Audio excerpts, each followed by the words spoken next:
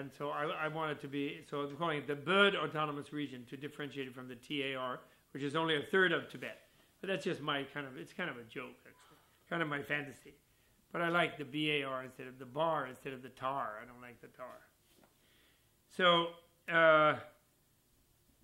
so that was it, so therefore that he needs to reunite, because any agreement made with the Chinese about real autonomy has to cover all of those who believe in him and who consider him their spiritual and political leader, which is the Kambas and Amdos. They do. Even everybody does. So though it's not unreasonable, and Henry Kissinger told me once I don't know him well, but we had one conversation once, just walking somewhere. We were going different places. And he said, "Oh, the Tibetans want a third of China's territory," or something like that. It's unreasonable. I said, "No, they don't, Dr. Kissinger. They want to give the whole of Tibet to the Chinese in a plebiscite vote, if they are reunited as a single nation, and if they are given their real autonomy on the ground where the Chinese settlers leave, and the troops leave, the internal troops leave, and they have their own annoying Tibetan police. Then they'll be fighting against their own police and their own troops instead of the Chinese. But that's fine. That's their own internal problem then. And like that.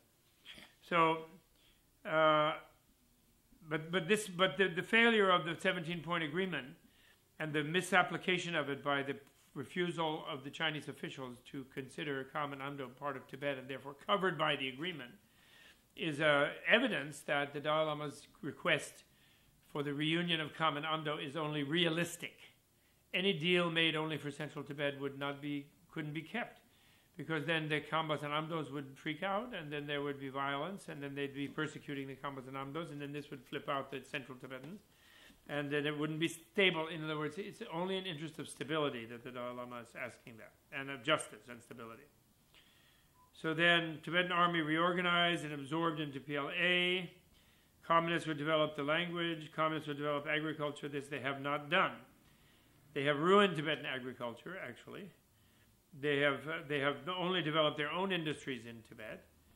They have cut all the trees, and they have made a desert out of about 2/5 to 1/3 of the grassland, which is disastrous for their own headwaters of their own rivers and for the environment of Asia and the world, and disastrous, of course, for all the other countries of Asia. So the Tibetan watershed has been very spoiled by them because they have not developed Tibetan.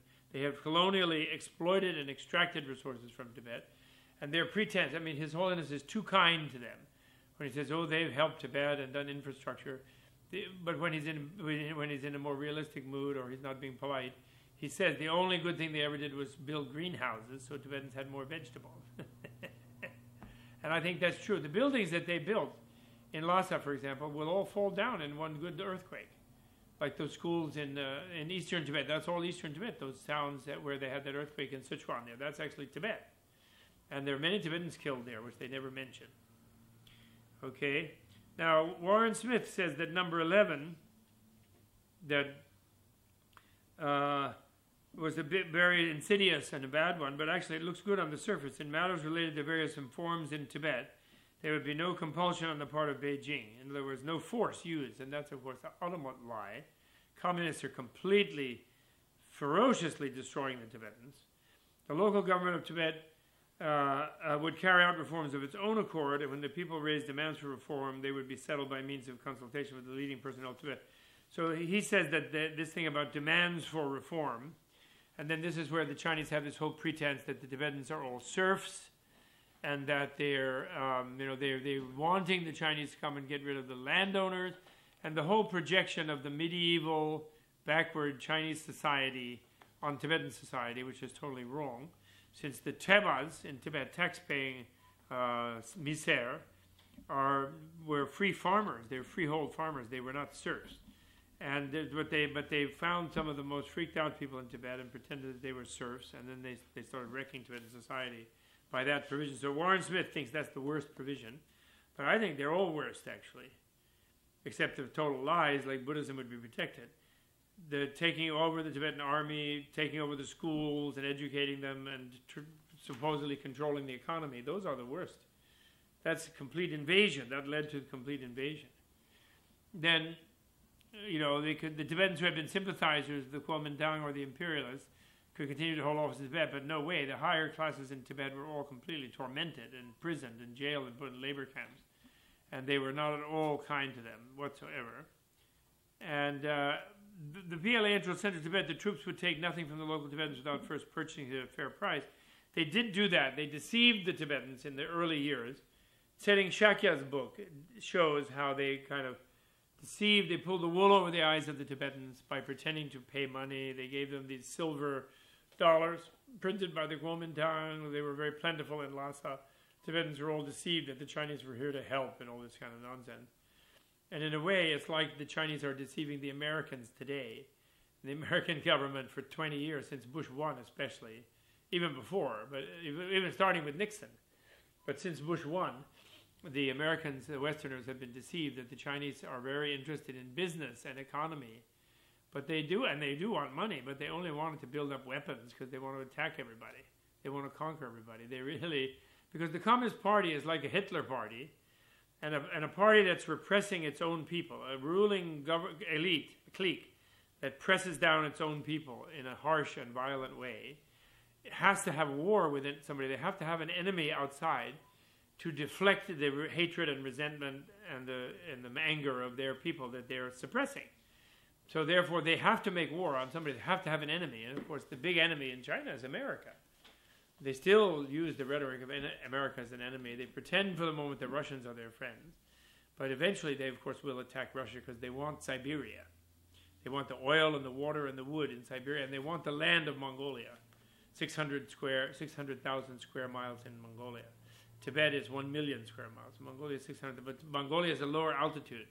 And they can colonize and wreck Mongolia, and they can live there. They can't live in Tibet in long run, actually. So they want to go. They're going to go that way into the north and northeast. When they have this war that they plan to have, but the Dalai Lama's vision and my vision and hope is that they will pull back at the last minute. Some future leader will decide that's really not, that they'll press the buttons, they give the orders, and then it won't work, and they'll realize this is too dangerous, and they'll try to jam all the computers of all the Western governments, all their nuclear. Because the Russians will use nuclear weapons because they can't possibly fight them on the ground. It cannot succeed because they're so huge, the Chinese army. But with nuclear weapons, they will destroy them. And China would lose that war. And the Chinese may realize that and then not do it. And in that time, then their own people will boil up, and they will change the government. They will decentralize the power, and then Tibet will have a good deal. I mean, that's my prediction, my hope. I had a vision of them invading Russia and World War III starting, which they will start, if they don't change sooner. Beijing will conduct external affairs of Tibet. That's no good. Military headquarters, that's no good. Military paid by Beijing, that's fake. They sucked so much wealth out of Tibet. The herbal medicine alone is worth billions and billions of dollars that they stole into China. The wood is several hundreds of billions, if not $1 trillion. No, I think 300 or 400 billion maybe. The grassland is just destroyed, but the meat was quite a lot that they got before they destroyed it. And then, so that's the 17-point agreement. So then, of course, right, when his Holiness did escape, he rejected it while still on Tibetan soil as the last act of the Ganden Podang government. And of course, the Chinese never really kept it anyway. They tried to pretend to keep it until they had their troops entrenched in Lhasa. And when they planned to capture the Dalai Lama and drag him off to Beijing to house arrest or something, which he escaped luckily, they just, when he left, they just repudiated themselves.